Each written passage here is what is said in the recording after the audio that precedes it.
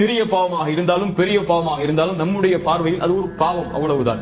அவர் அறிஞர் அழகாக சொல்வார், ஒரு மனிதன் பாவம் செய்யும் போது ஒரு சிறிய பாவத்தை அவன் பாவம் தானே என்று பார்க்கிறான் என்றால் அல்லாஹ் ரப்புல் ஆலமீன் அதை பெரியதாக பார்ப்பான். அவன் சர்வ சாதாரணமாக பார்க்கிறான் மனிதன், அல்லாஹ் அதை பெரியதாக பார்ப்பான். ஒரு மனிதன் சிறிய பாவத்தை செய்யும் போது கூட இது பாவம் தானே என்று பெரியதாக பார்த்து விட்டால் அல்லாஹ் அதை சிறுமையாக பார்த்து விடுவான் என்று ஒரு அறிஞர் அழகாக சொல்வார். ஒரு மனிதன் தொடர்ச்சியாக பாவம் செய்து கொண்டிருக்கிறான் என்றால் என்ன ஆகும்? சிறிய பாவத்தை செய்கிறான் என்றால் என்ன ஆகும்?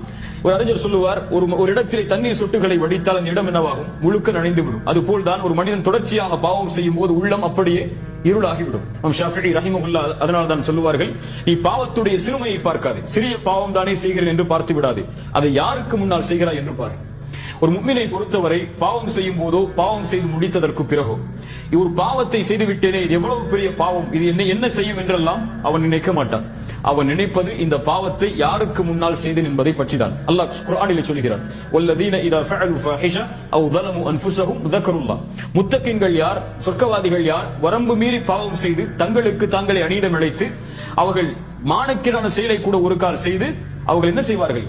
அந்த பாவத்தை நினைக்க மாட்டார்கள். ذكرுல்லாஹ், அல்லாஹ்வை நினைப்பார்கள். அல்லாஹ்விற்கு முன்னால் இதை செய்து விட்டேன் என்ற நினைவு வரும்.